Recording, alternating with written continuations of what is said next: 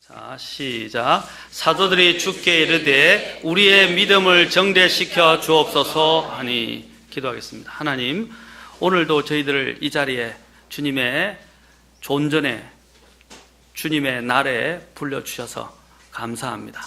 오늘 주님께 드리는 경배가 최고의 경배가 되도록 도와주십시오.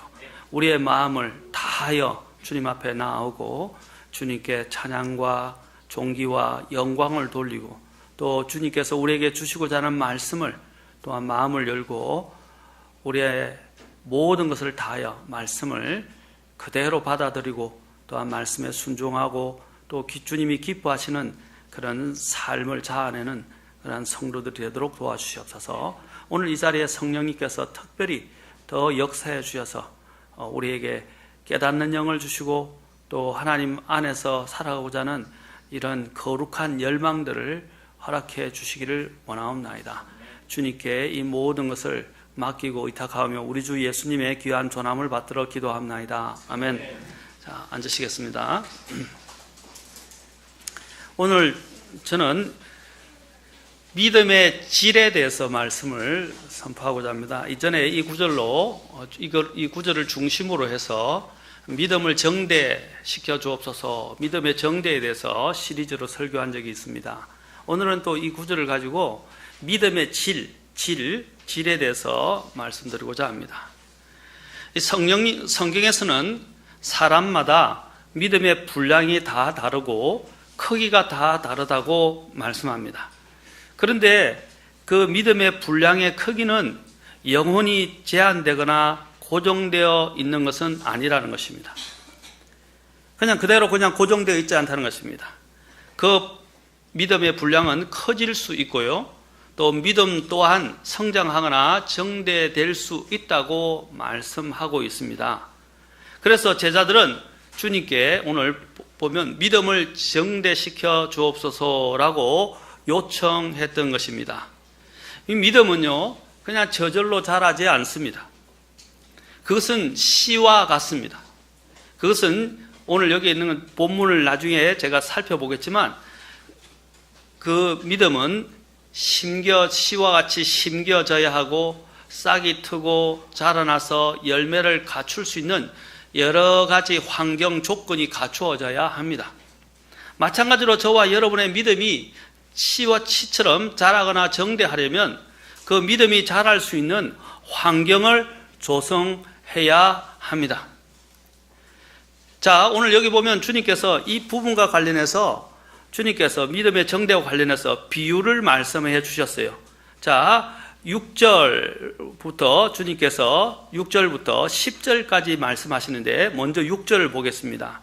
주님께서 먼저 이 믿음의 정대와 관련해서 제자들의 요청에 답변하시기를 이렇게 말씀하셨어요. 너희에게, 자 6절 주께서 이르시되 너희에게 만일 겨자씨 한 알만한 믿음이 있었더라면, 자 얼마만한 믿음이라고 그랬죠? 겨자씨 한 알만한 믿음이 있었더라면 너희가 이 뽕나무에게 이르기를 뿌리채 뽑혀 바다에 심겨라 하였을 것이요 그것이 너희에게 순종하였으리라. 자, 먼저 주님께서는 여기서 우리가 살펴볼 것은 믿음의 질과 관련해서 겨자씨 같은 믿음이 있어야 한다는 것입니다. 그런데 제자들은 오늘 여기 보면 겨자씨 한 알만한 믿음조차도 없었다는 것입니다. 겨자씨 한 알만한 믿음조차도 갖지 못했다는 거예요. 나중에 겨자씨에 대해서 살펴볼 것입니다. 겨자씨에 대해서 조금 살펴볼 것입니다. 이 겨자씨 같은 믿음은 어떤 것입니까? 작지만 살아서 역동하는 믿음을 가리킵니다. 예수님께서는 오늘 여기서 말씀하실 때 산과 같은 믿음이라든지 바위와 같은 믿음이라고 말씀하시지 않으셨어요. 눈에 보일랑말랑하는 겨자씨만한 믿음에 대해서 말씀하셨어요. 여러분, 산을 아무리 쌓아줘도 산은 생명이 없어요. 바위를 아무리 큰 바위가 있다 할지라도 생명이 없어요. 몬태나주에 가면, 미국의 몬태나주에 가면 여러분이 잘 알려진 큰 바위 얼굴이라고 있습니다. 얼마나 바위가 엄청난 바위가 있는지 거기에 여러분이 알고 있는 미국의 역대 대통령들의 얼굴을 새겨놨습니다. 큰 바위 얼굴이라고 불려지죠. 그런데 그게 너무너무 웅장하고 커서 상상을 하지 못하고 가히 감탄을 자아냅니다. 자, 그런 바위라 할지라도 그것은요, 죽어 있는 거예요. 무생물이라는 것입니다. 그러나 겨자씨는 주님께서 생명이 있다고 말씀하십니다. 겨자씨는 아무리 작아도 생명이 그곳에 담겨져 있다는 것입니다. 겨자씨를 심으면 반드시 싹이 나서 큰 나무가 됩니다. 겨자씨의 믿음은 생명을 가지고 역사하는 믿음을 말하는 것입니다. 그렇다면 생명을 가지고 역사하는 믿음인 것을 우리가 어떻게 아는가? 바로 이 살아있는 이 믿음, 생명을 가진 이 믿음은 순종의 행함이 있습니다. 그래서 성경에서는 분명히 말합니다. 행함이 없는 믿음은 죽은 것이다. 그래서 특히 야고보서로 가서 보겠습니다. 이 구절을 쥐고 계시고요. 누가복음 17장, 야고보서 2장 14절부터 좀 많지만 24절을 우리가 한번 보는, 26절까지 한번 보는 것이 필요합니다. 야고보서 2장 14절부터 26절까지.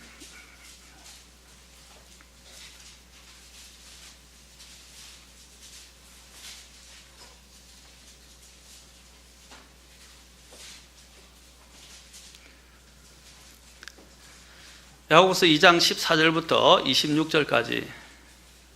자, 내 형제들아, 사람이 자기가 믿음이 있다고 말하면서 행위가 없으면 그것이 무슨 유익을 주느냐? 믿음이 그를 구원할 수 있겠느냐? 만일 형제나 자매가, 이게 이제 믿음의 행실에 대해서 이야기한 것이, 이 예는 꼭 이렇게 하라는 것을 말하는 게 아니라 이러한 행실에 대해서 이야기하는 것입니다. 자, 15, 16절. 만일 형제나 자매가 헐벗고 일용할 양식이 없는데 너희 중에 누가 그들에게 이르되 평안히 떠나가라, 너희는 따뜻하게 하고 배부르게 하라 하고는, 말만 하고는요, 몸에 필요한 그것들을 너희가 그들에게 주지 아니하면 그것이 무슨 유익을 주느냐? 이와 같이 믿음도 행위가 없으면, 아까 여기서 말만 하고 그 필요를 채워주지 않는 것처럼 믿음도 이러한 행위가 없으면 그것만으로는 죽은 것이니라. 참으로 어떤 사람은 이르되 너는 믿음이 있고 나는 행위가 있으니 내 행위가 없는 내 믿음을 내게 보이라. 나는 내 행위로 내 믿음을 내게 보이리라 하느니라. 내가 한 하나님이 계신 줄 믿으니 잘 하는도다. 잘 보세요. 자, 믿는다고 이야기를 하는데, 그럼 믿는다고 하는 건 잘하는 거예요. 그런데 뭐라고 그랬어요? 마귀들도 믿고 떤다 그랬어요. 떠는이라 이 말은요, 트렘블리, 떤다 이 말입니다. 마귀들도요, 하나님을 믿고요, 존재를 믿고 떨어요. 마귀 들린 자가 주님께 나와서 한 번은 어떻게 했습니까? 다윗의 아들이여 하고, 그렇죠? 라고 막 소리쳐 외쳐 불렀다는 것을 보게 됩니다. 또 하나님의 아들이라고 불러서 외쳐 부른 것을 보게 됩니다. 마귀도 예수님이 누군가를, 존재를 인식하고 알았다는 거예요. 마귀도 예수님의 존재를, 하나님의 존재를 믿습니다. 그러나 믿고 떱니다. 또 떨기까지 한다 그래요. 그러나 그들에게는 행함이 없다는 것입니다. 자, 마귀들도 믿는다는 거예요. 자, 그런 20절. 그러나 오 허무한 사람아, 행위 없는 믿음이 죽은 것인 줄 내가 알고자 하느냐. 자, 보십시오. 행위 없는 믿음은 죽은 것이다. 우리 조상 아브라함이 자기 아들 이삭을 제단 위에 드릴 때에 행위로 어렵게 되지 아니하였느냐. 너가 보거니와 믿음이 그의 행위와 함께 일하고 행위로 믿음이 완전하게 되지 아니하였느냐. 자, 그 예로서 이제 두 사람을 구약에서 들어서 설명을 합니다. 첫째는 아브라함입니다. 아브라함이 우리가 믿음으로 의롭게 된 걸 압니다. 그렇죠? 믿음으로 의롭게 됐어요. 그런데 아브라함을, 이 야고보가 이제 아브라함을 들면서 이렇게 말합니다. 아브라함이 하나님을 믿으니 그것을 그에게 의로 인정하셨느니라. 이게 로마서가 이야기하는 거예요. 그런데 하시는 성경 기록이 성취됐고 그는 하나님의 친구라 불렸느니라. 그런즉 너희가 보거니와 사람이 행위로 의롭게 되고 단지 믿음만으로 되지 아니하느니라. 25절 또 이와 같이 자 여기서 이 아브라함이 한 것이 뭐예요? 아브라함이 한 것 그것은 바로 자신의 아들 이삭을 바쳤다는 것입니다. 말로만 믿는다고 하지 않고 하나님이 말씀하신 것에 그대로 순종했다는 거예요. 25절 또 이와 같이 장녀 라합, 이제 라합을 경우를 듭니다. 라합이 사자들을 받아들이고 그들을 다른 길로 보냈을 때에 행위로 의롭게 되지 아니하였느냐. 정탐꾼들을 어떻게 했습니까?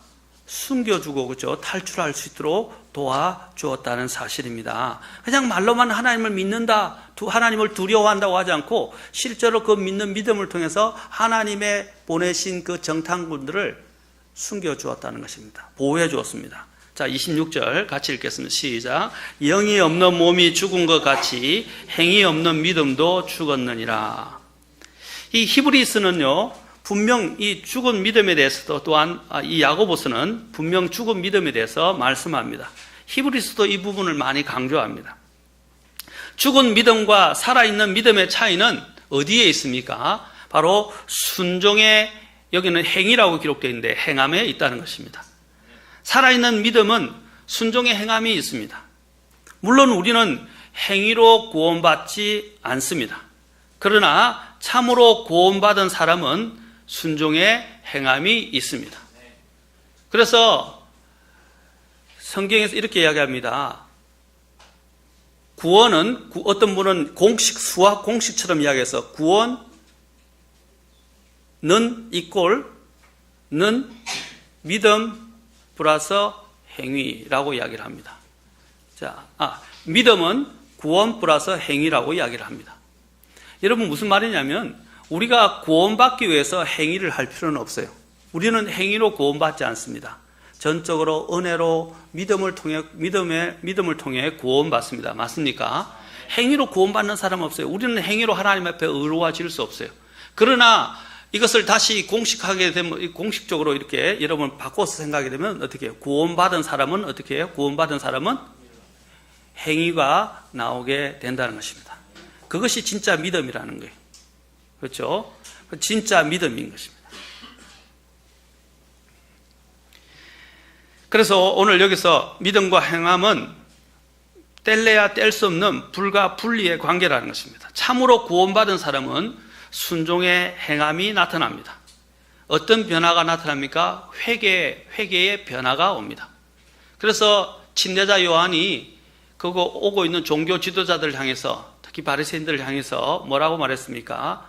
독사의 자식들이라고 아주 굉장히 강력한 말로 그들을 꾸짖었습니다. 그러면서 뭐라고 했어요? 회개에 합당한 열매를 내라 그랬어요. 회개에 합당한 열매. 자, 진정한 회개는요, 그 열매가 나오게 됐어요. 회개가 뭡니까? 그 자신이 하던 그 나쁜 습관과 죄로부터 돌아서는 거예요. 돌아섰다면 이제 더 선한 섭성과 좋은 행위들이 나와야 되잖아요. 그런데 믿는다고 그러면서 회개가 없이 믿는다고 그런다면 그거는 참된 구원이라고 할 수 없어요. 성경은 믿음을 이야기할 때 항상 그 전제로 회개를 이야기합니다. 회개 없는 믿음은 그건 잘못된 믿음이에요. 그건 구원받지 못한 믿음이에요. 반드시 구원받은 사람은 회개가 나타납니다. 자, 회개의 변화가 오게 됩니다. 그리고 또한 아까도 말씀 회개라는 것은 죄에 대한 태도를 이야기합니다. 죄에 대한 태도가 달라져요. 자, 어떻게 됩니까? 전에는 죄를 짓는 것이 아무 문제가 안 됐어요. 그냥 죄를 즐기고 죄를 습관적으로 짓고 죄 속에 거하고 그냥 그렇게 살아도 큰 마음에 끄리낌이 없었고 약간의 양심의 끄리낌이 있어도 무시하면서 그냥 살았어요. 그러나 구원받고 난 다음에는 어떻게 합니까? 이제 내가 그 짓든 즐거워하든 거하던 그 죄가 이제 어떻게 해요? 이것이 혐오하게 되고요. 그것을 미워하게 됩니다. 왜냐하면 예수님이 왜 오셨습니까? 그 죄 때문에 오셔서 그 죄에 대해 죄 때문에 십자가에서 매달려 형벌을 받으시고 죽으셨다는 거예요. 그렇지 않습니까? 그 예수님이 그 죄에 대한 예수님이 왜 죽으셨냐는 거죠. 우리의 죄 때문에 오셔서 죽으셨다는 거예요.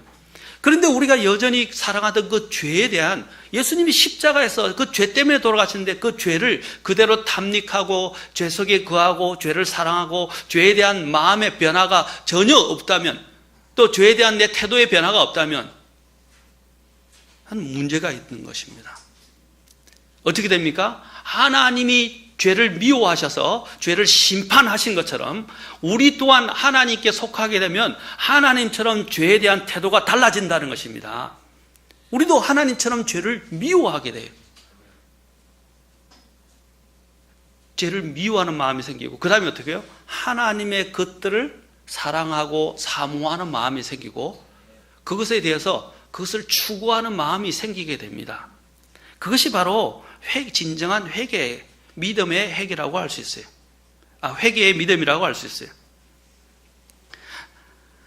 바로, 그리고 또한 하나님과 그분의 말씀과 또 사람들에 대한 태도가 달라지게 됩니다. 사람들, 이전에는 사람들을 정죄하고 판단하고 미워하고 용서하지 않고 하던 그런 것에서 이제 하나님께서 나를 사랑하시고 나를 용서하신 것처럼, 마찬가지로 나도 또한 사람들을 볼 때 하나님이 보시는 것처럼 그 사람들에 대해서 용서와 인내의 마음과, 그렇죠, 오래 참음의 마음과 또 그들을 또한 대하는 태도가 달라진다는 것입니다. 그래서 야고보서 그 뒤에 보면 어떤 문제가 있냐면, 형제를 미워하는 자에 대해서, 또 요한 서신에서도, 요한 1서에서도 형제를 미워하는 자는 아버지를, 사랑을 받아들이지 못한 자라고 말합니다. 여러분, 우리는 이제 이전에 살던 삶의 형태로 살아가는 사람들이 아니에요. 이제는 하나님의 새로운 성품을 입게 됐고, 또한 새 사람이 되어서 이제는 하나님이 하시는 마음을 가지고 이 죄와 세상과 사람을 바라보는 관점이 달라지게 되는 겁니다. 그것이 바로 생명이 있는 거예요. 그래서 이제 말씀의 이 믿음은, 살아있는 믿음은 그 태도가 달라지는데 행함과 순종이 따라오게 됩니다. 말씀에 순종하는 믿음이 살아있는 믿음이라는 것입니다. 믿음과 행함은요, 하나이고 믿음과 순종은 하나입니다. 결코 분리될 수 없는 거예요. 그런데 우리는 많은 사람들이 자꾸 분리해서 이야기해요. 아까 믿음을 가지면요, 순종이 나오게 되어 있어요. 아까 왜냐하면 그것을 살아서 역사하기 때문에. 하나님이 주신 그 믿음은 또한 어떻게 해요? 하나님이 보시는 것처럼 죄와 세상과 사람을 바라보게 된다는 것입니다. 그래서 내 태도가 변하기 시작을 해요. 야고보서 2장 22절에서 아까 뭐라고 그랬습니까? 너가 보거니와 믿음이 그의 행위와 함께 일하고 라고 그랬어요. 행위와 함께 일하고, 행위로 믿음이 완전하게 되지 아니하였느냐. 믿음이 있으면 순종하게 되고요, 순종하지 않는 것은 믿음이 없기 때문입니다.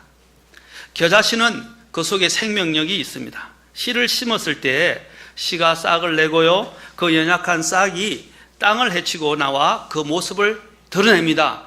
그 자그마한 씨가, 그 겨자씨는요, 나중에 이야기하겠지만 바람이 불면 날아갈 정도로 굉장히 가벼워요. 그리고 작아요. 굉장히 작고 가벼워서 바람만 불어도 싹 날아가 버려요. 그런데 그렇게 연약하고 힘이 없고 바람에도 그냥 술술 날아가는 그 겨자씨가 땅에 심겨지기만, 제대로 살아서 심겨지기만 하면 어떻게 한다고요? 놀라웠게도 그 엄청난 그 땅, 그렇죠? 땅을 파는 것도 힘든데 그 땅을 뚫고 나와서, 밀치고 나와서, 헤쳐나와서 어떻게 해요? 싹을 내고요, 그 다음에 그것이 막 자라기 시작한다는 거예요. 이것이 바로 겨자씨의 생명력이라는 것입니다. 눈에 잘 보이지도 않는 이 겨자씨를 땅에 심으면요, 불과 몇 년이 못 갔어요. 1, 2년 내에 키가 막 무럭무럭 자라기 시작하고 나중에는 3년에서 이제 3m에서 6m까지 자란다고 합니다. 큰 나무가 되는 거예요. 여러분, 이 겨자는 우리가 먹어요, 안 먹어요? 여러분, 채소 중에 과일도 아니고 채소 중에 하나인데, 겨자도, 그렇죠? 이 주님께서 허브라고 그랬어요. 채소라고 이야기했어요. 이 채소 중에서 그렇게 크게 자라는 나무가 거의 없을걸요? 그렇죠? 수십만 배 이상으로 폭발적으로 성장하게 된다는 것입니다. 이것이 바로 겨자씨의 위력입니다. 이렇게 작고 가볍지만 심겨지고 생명이 나타나면 어떤 나무보다도 더 크게 자랄 만큼 이렇게 폭발적으로 성장한다는 거예요. 그래서 나중에 이것이 성장하게 되면 어떻게 됩니까? 사람들에게 뭘 주죠? 아까 채소라고 그랬죠, 주님. 채소, 먹을 것을 주죠. 또 사람들에게 뭘 줍니까? 그늘을 제공하죠. 또 심지어는 새들과 짐승들에게는 또 그늘, 새들에게는 보금자리를, 안식처를 주기도 합니다.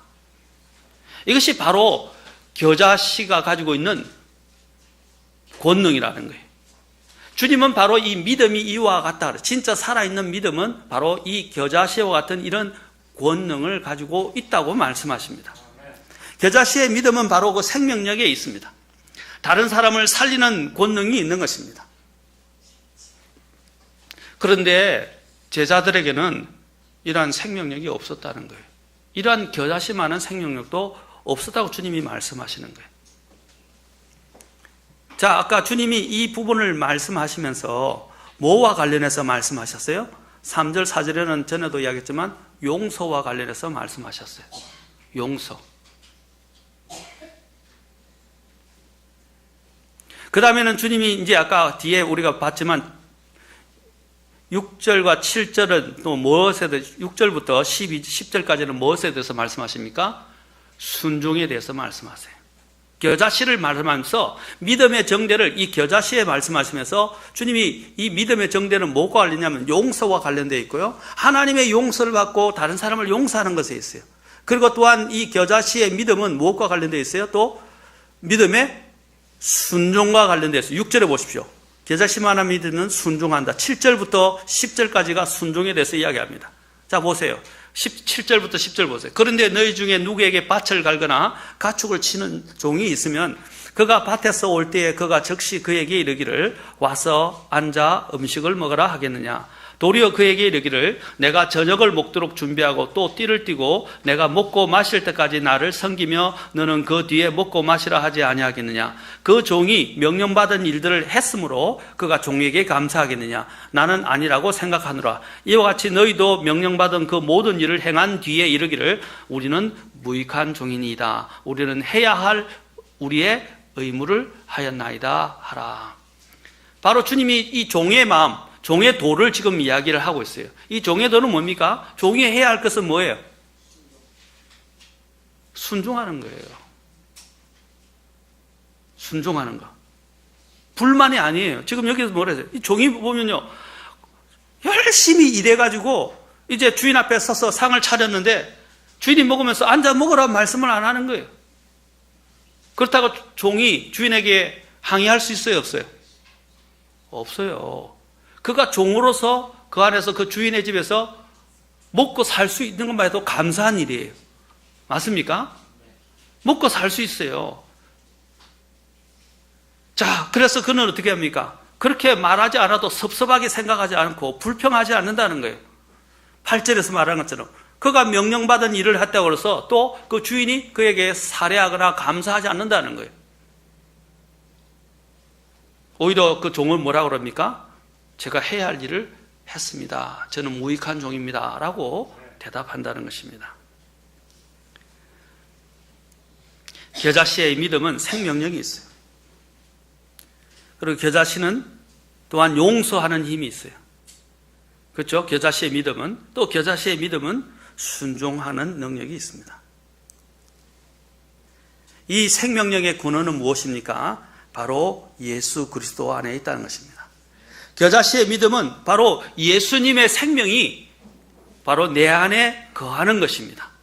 이 생명력이 바로 우리 안에서 자라나서 놀라운 이런 역사와 기적을 일으킨다는 것입니다. 바로 이 예수님의 생명이 우리의 이러한 삶을 자아내는, 열매를 자아나게 하는, 우리를 성장하게 하는, 우리를 변화시키는 바로 원동력이 된다는 것입니다. 저와 여러분의 믿음이 이 겨자씨처럼 생명력이 충만하기를 저는 원합니다. 사람이 하는 말이 그 사람의 믿음을 말해주는 것이 아닙니다. 우리는 말로 자신의 믿음을 입증하는 사람이 되어서는 안 됩니다. 이런 사람들을 우리는 종종 보게 됩니다. 참된 믿음은 말에 의해서 실정되지 않고요, 행위에 의해서 실정됩니다. 물론 우리는 행위로 구원받을 수도 없고요, 행위가 우리의 믿음을 대체할 수도 없습니다. 그러나 참된 믿음은 행위를 생산해내고 그 열매를 산출해냅니다.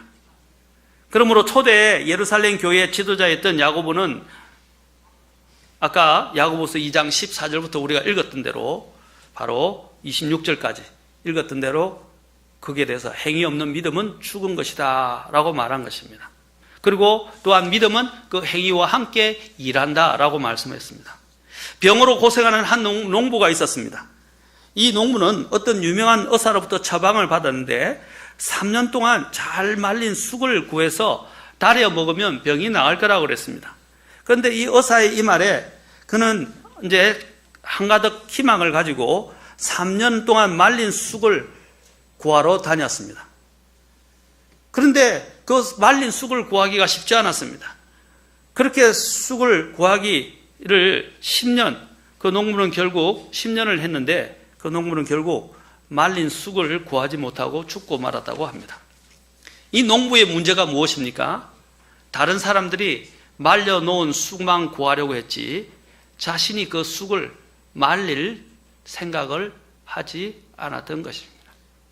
하나님도 마찬가지로 우리는 다른 데서 뭔가를 자꾸 구하려고 그래요. 하나님은 이미 우리에게 생명을 주셨어요. 이 생명을 개발하고 이 생명이 내 안에서 역사하도록 내가 모든 환경을 조성하고 이 믿음이 자라도록 해주는 것은 누구의 책임입니까? 우리의 책임이라는 거예요. 우리의 책임. 믿음은 하나님의 선물이지만 또한 믿음은 또한 우리가 그것에 순종하고 하나님 앞에 우리 자신을 맡길 때에 그 믿음은 자라나게 되는 거예요. 그런 환경을 조성해 줘야 됩니다. 저와 여러분은 이미 구원받은 믿음을 갖고 계십니까? 그 믿음을 가지고 있는 것만 가지고는 안 돼요. 씨도 마찬가지, 씨가 심겨져도요, 그 밭이 영양분을 주지 못하고 그 밭이 산성화되어 있으면 어떻게 해요? 그 씨가 싹을 내거나 자랄 수 없고 열매를 낼 수가 없어요. 내가 예수님이 주신 그 안에 있는 말씀이 들어와서 내게 생명의 씨가 들어왔다 할지라도 내가 그 환경을 조성해 주지 않으면 어떻게 됩니까?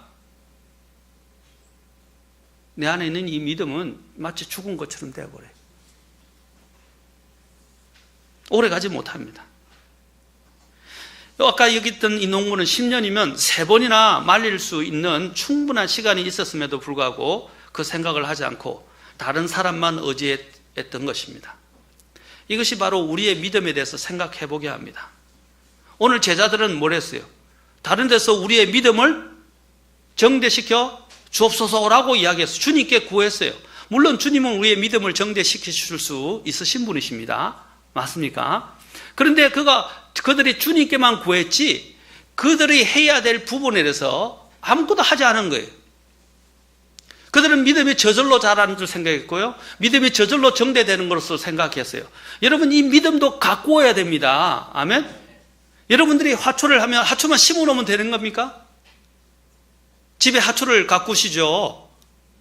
우리 자매들 중에 화초 가꾸시면 화초를 심어놓기만 하면 됩니까?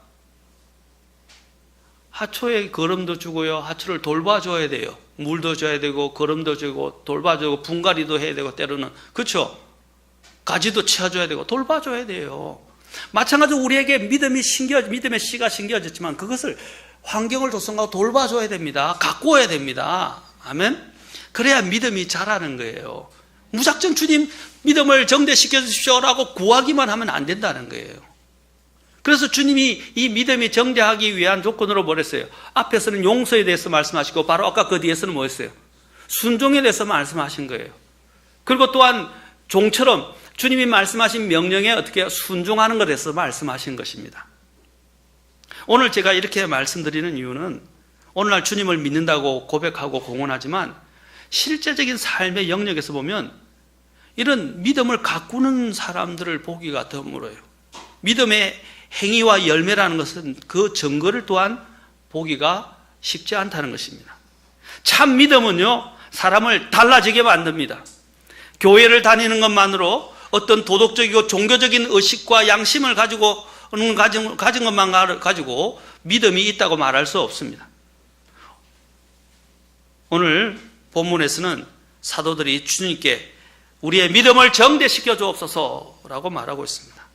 어떻게 보면 이것은 굉장히 겸손해 보입니다. 우리는 믿음이 없으니까 주님 믿음을 정대시켜 주죠. 참 이렇게 간절하게 기도하지 않느냐라고 말하는데, 올바로 기도하는 것처럼 보이지만 하나 사실은 그들의 믿음 없음을 우리는 보게 됩니다. 주님께서 왜 이 그들에게 믿음을 정대시켜 줄 때 6절에 겨자씨만한 하나만한 믿음이 있었더라면 이라고 말씀하실까요? 그들은 겨자씨만한 이런 믿음조차도 갖고 있지 못했다는 것입니다. 주님은 제자들을 칭찬하시지 않고 오히려 나무라셨습니다.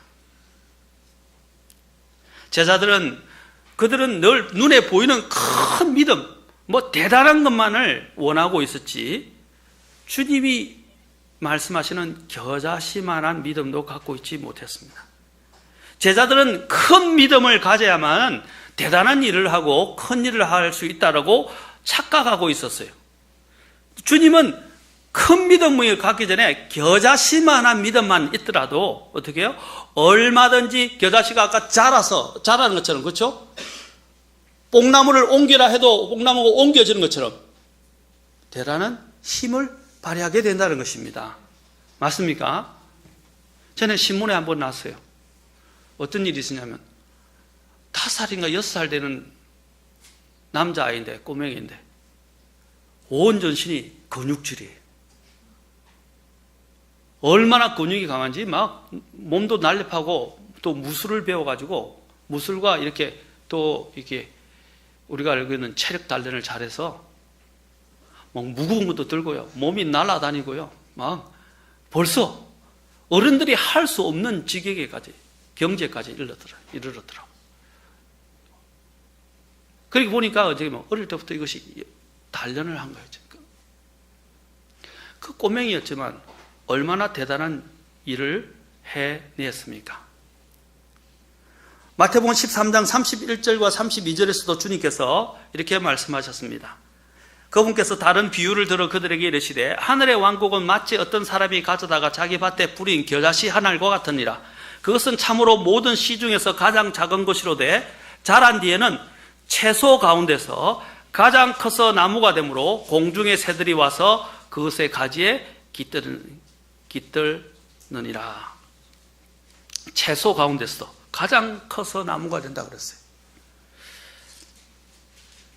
주님이 여기서 모든 씨에서 가장 작다, 또 채소 가운데서 가장 커서 이 말은요, 이제 이것은 주님이 말씀하시는 것은 그 당시 유대인들에게 알려져 있는 그 농사와 관련해서 채소를 가꾸는 일과 관련해서 그 당시 농부들에게 알려져 있는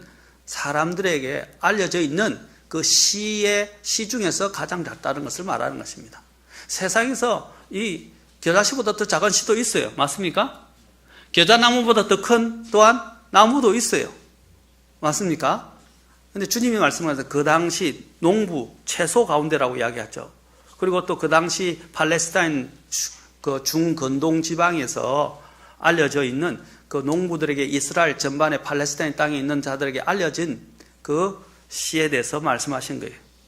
그 씨 중에서 말입니다. 조금이라도 바람이 불어도 날아갈 만큼 그 작은 겨자씨가 과연 그러한 믿음만 있으면 위험도 당당하게 서 있는 그 뭡니까? 아까 산에게, 뽕나무에게도 뿌리째 뽑히라, 또 산도 옮겨져서 바다에 던져오라 해도 된다는 것입니다.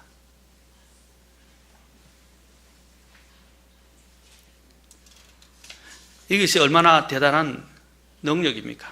우리도 맞습니다. 주님, 저는 믿음이 너무 적어요 라고 말하지만 주님께서 믿음을 큰 걸 구하지 말고 겨자씨만한 작은 믿음이라도 너희가 이것을 어떻게 해요? 이미 하나님이 주신 능력이 그 안에 다 들어있다는 것입니다. 하나님이 여러분에게 각자에게 모든 다 그런 권능을 주셨어요. 믿습니까? 그런데 문제는 뭐냐면 내가 주님 앞에 전적으로 이 믿음을 가지고 주님께 순종하지 않는 것이 문제입니다.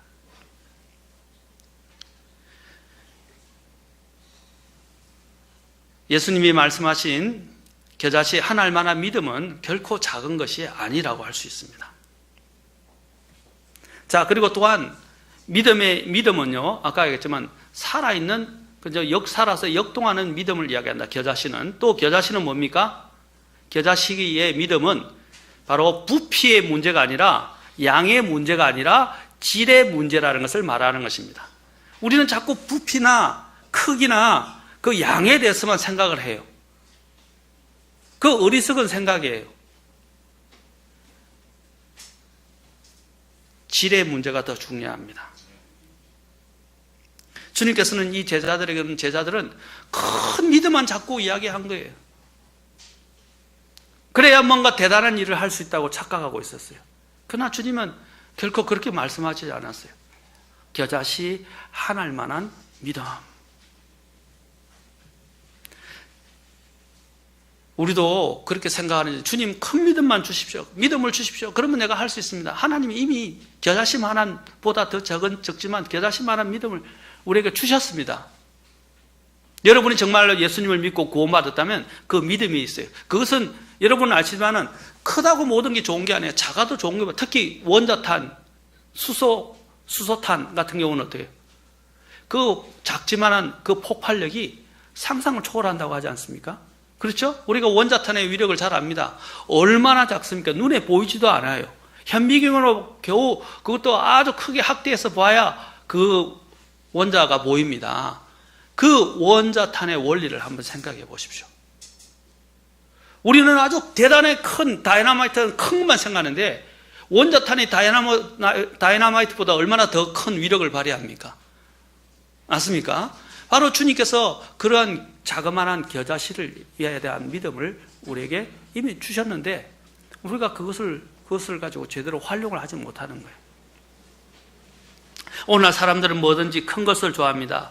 큰 집, 대형 승용차, 대형 냉장고, 그렇죠? 대형 TV, 전부 큰 걸 막 큰 집, 그렇죠? 큰 집을 선호합니다.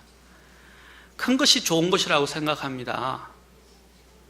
그러나 우리의 속담에도 어떻게 했어요? 작은 고추가 맵다라고 우리가 하는 것을 압니다. 믿음의 세계도 마찬가지입니다. 겉으로 커 보이는데 작은 믿음일 수도 있고요. 작아 보이지만 큰 믿음일 수도 있습니다.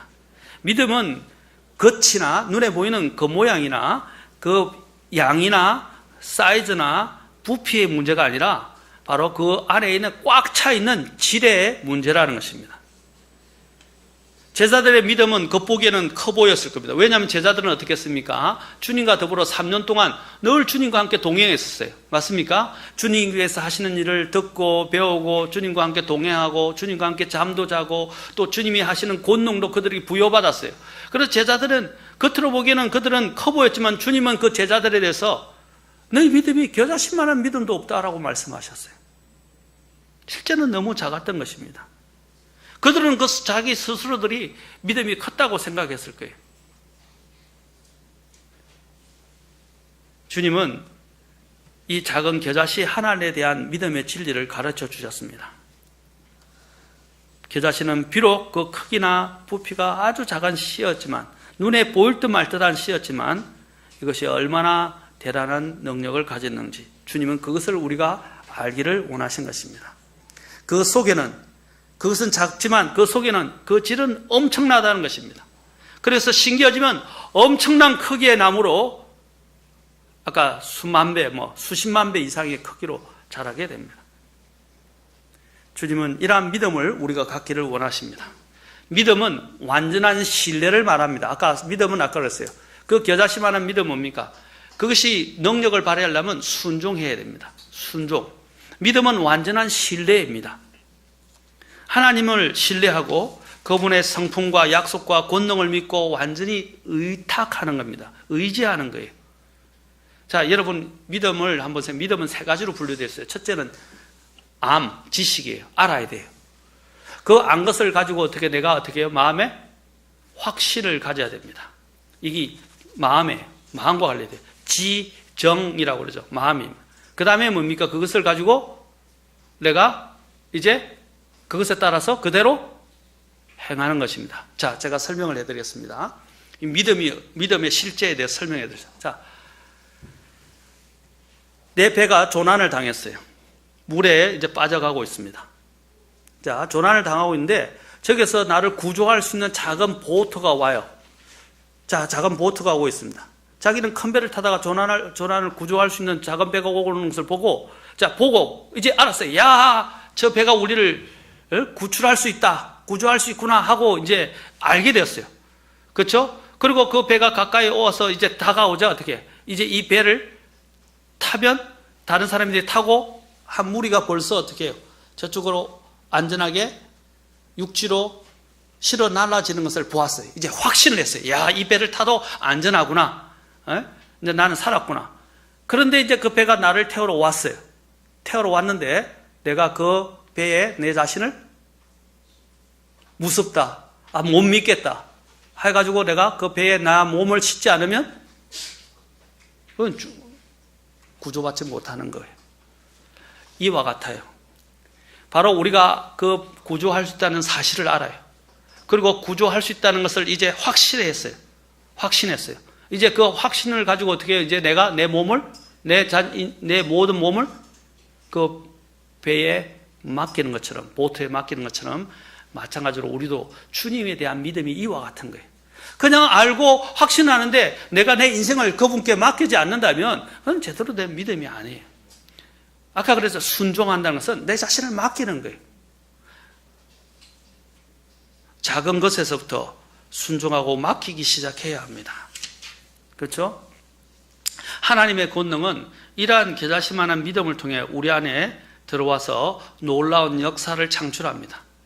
믿음은 하나님의 권능의 역사를 위한 통로라고 할 수 있습니다. 믿음의 통로가 넓게 열리면 그만큼 하나님의 권능의 역사가 나를 통해서 일어나게 됩니다. 마치 물을 열고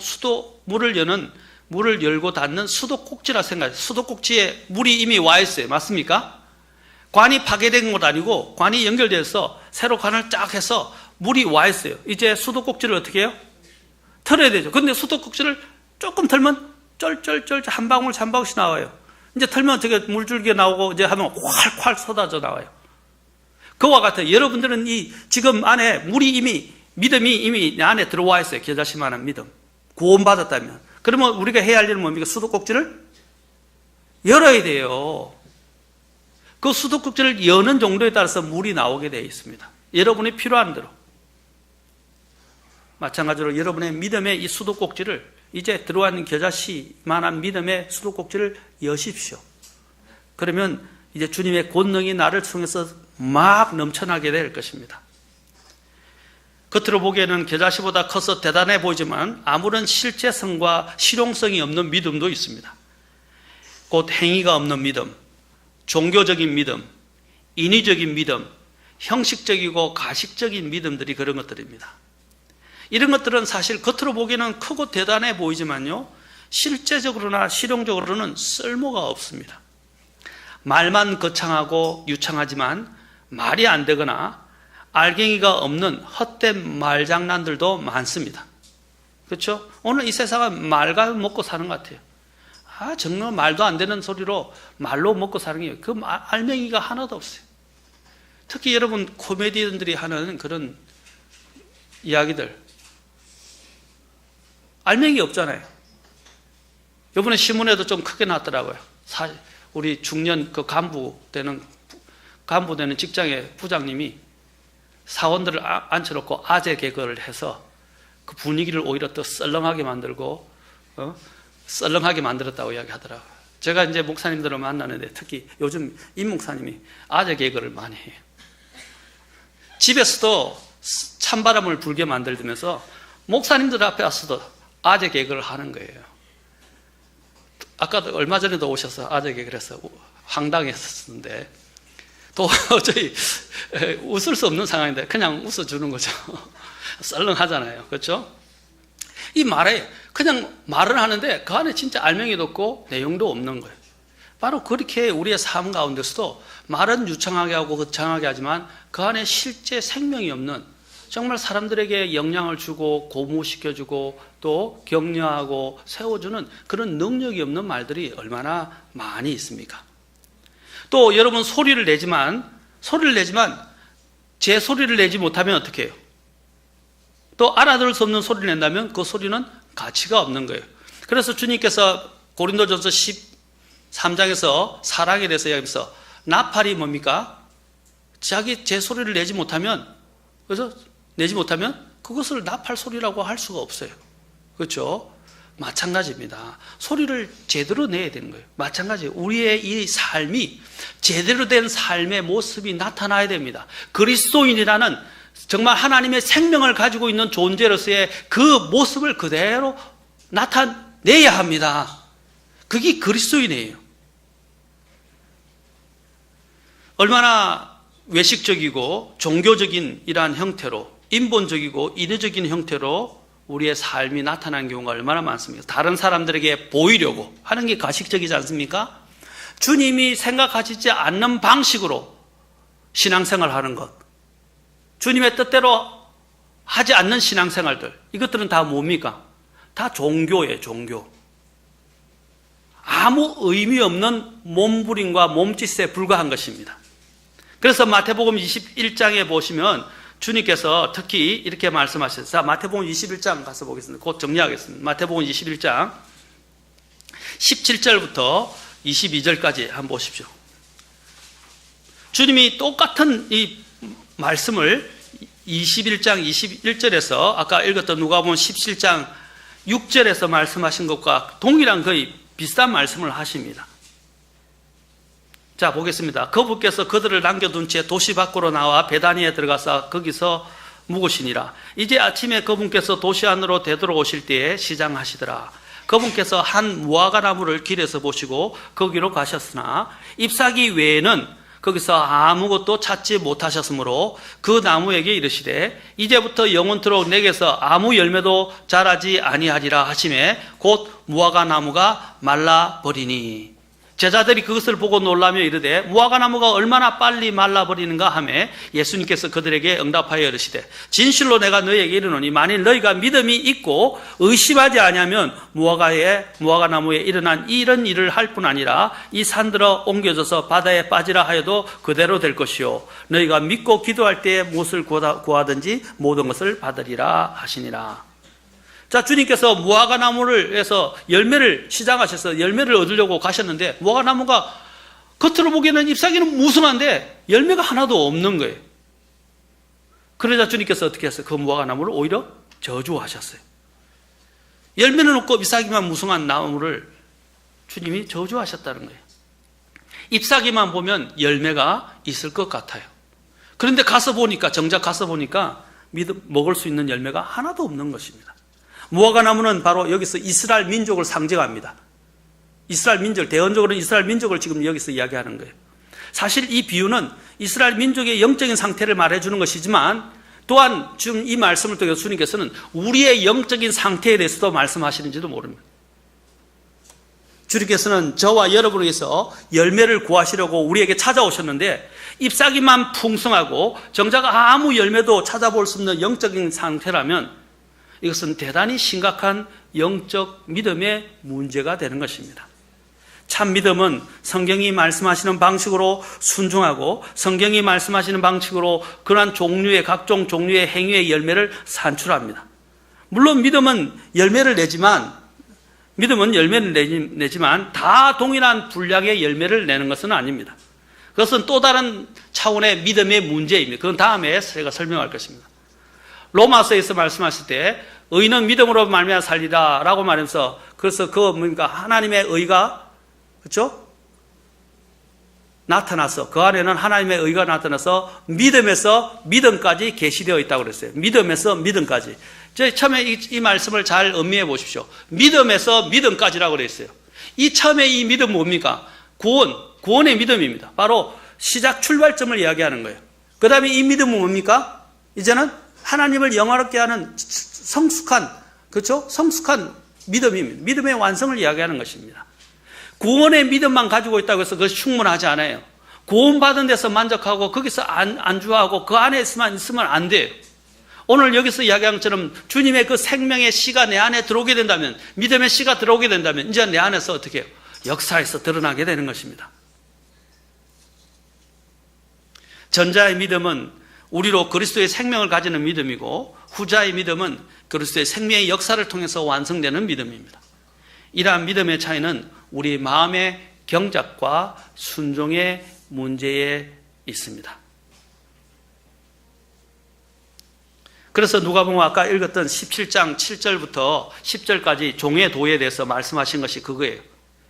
믿음의 역사는요, 사람의 역사가 아니라 하나님의 역사입니다. 아주 작은 겨자씨 같은 믿음으로 우리는 어떻게 해요? 죄를 이기고 세상을 이기고 마귀를 이깁니다. 맞습니까? 이 겨자씨만한 믿음만 제대로 있다고 잘 가꾸어진다면 죄를 이기고 세상을 이기고 우리의 원수 마귀를 이길 수 있습니다. 그 대표적인 이러한 놀라운 믿음을 보여준 것이 바로 오병이어의 기적이라고 우리가 이야기하죠. 오병이어의 기적에서 그 작은 소년의 믿음입니다. 빌립이라는 제자가 있어요. 주님의 제자가 있었어요. 제자는요, 이 많은 사람들에게 어떻게 먹일 수 있겠습니까? 라고 이야기를 했어요. 안드레가 소개한 그 작은 아이가 오병이어, 그렇죠? 빵 5개와 물고기 2마리를 가지고 왔을 때 이 작은 것을 어떻게 5,000명을, 그렇죠? 먹이고 남겠습니까? 라고 이야기했어요. 그것들이 이 많은 사람들에게 얼마나 되겠습니까? 라고 이야기했어요. 그러나 작은 소년은 어떻게 했어요? 자기가 가지고 있는 전부를 다 주님께 그냥 드렸어요. 드렸을 때 주님께는 어떻게 해요? 불가능한 것이 가능하게 되고요. 적은 것이 문제가 안 됩니다. 우리가 믿음으로 그 소년이 이 적은 것을 드렸을 때 주님은 수천 명의 사람들을 먹이고도 12강줄이나 남게 되었습니다. 이게 얼마나 놀라운 일입니까? 이것이 바로 빌립과 주님과 늘 함께 있었다고 생각하는 그 빌립, 믿음을 가졌다고 생각되어 있던 그 빌립과 우리가 믿음이 없을 것이라 생각했던 그 소년과의 차이인 것입니다. 우리가 보는 것과 하나님이 보시는 것, 또 우리가 생각할 때 역사할 것이라고 생각하는 것과 하나님이 보시는 그 역사의 방법은 다르다는 것입니다. 우리에게 필요한 건 무엇인가? 이 작은 소년과 같은 믿음이 필요해요. 내가 비록 적지만 주님을 믿고 나의 갖고 있는 전부를 내어드리는 것입니다. 내어드리게 될 때 하나님은 그 작은 것을 가지고 역사하시는 것입니다. 이게 바로 하나님이 기대하시는 믿음입니다. 모태신앙, 교회를 다닌 횟수, 많은 봉사, 많은 헌금, 또 대대로 내가 기독교 집안에 있었다, 이런 것들이 나의 믿음을 보장해 주는 게 아니에요. 그것은 아까도 얘기했지만 양이나 부피에 불과해요. 눈에 보이는 것에 불과해요. 하나님은 내가 내 안에 정말로 주님을 정말로 절대적으로 신뢰하고 순종하고자 하는 마음을 가지고 있는 그런 겨자씨만한 믿음이 있는가라고 주님은 오늘 저와 여러분에게 물으신다는 것입니다. 그 믿음을 가지게 될 때 아까 겨자씨가 심겨져 자라서 어떻게 해요? 가장 큰 나무를 이룬다고 말씀하신 것처럼 우리의 믿음이, 겨자씨만한 믿음이 주님을 신뢰하고 순종하면서 내어드리기 시작할 때 그것은 놀라운 능력을 발휘하기 시작하고 겨자씨가 커서 자라서 많은 사람들의 유익을, 많은 존재들에게 유익을 주는 것처럼 우리도 우리의 믿음이 그 안에서 자라게 되면 수많은 사람들에게 정말 대단한 영향력을 줄 수가 있다는 것입니다. 다음 시간에 우리가 계속해서 이제 믿음의 분량과 관련해서 성경에서는 여러 가지 믿음이 있어요. 오늘 주님께서 말씀하신 것 외에 성경에는 믿음의 종류에 대해서 말합니다. 믿음의 분량, 믿음이 없는 것, 적은 믿음, 약한 믿음, 죽은 믿음, 헛된 믿음, 큰 믿음, 충만한 믿음, 굳건한 믿음, 부유한 믿음, 거짓 없는 믿음, 보배로운 믿음, 지극히 거룩한 믿음, 이 믿음을 우리가 다는 아니지만 대표적인 이 믿음의 그 분량의 차이가 만들어내는 그 믿음의 역사들을 가지고 한번 다음 시간부터 한번 생각해 보도록 하겠습니다. 여러분의 믿음은 어떻습니까? 기도하시겠습니다. 다 같이 일어서시겠습니다.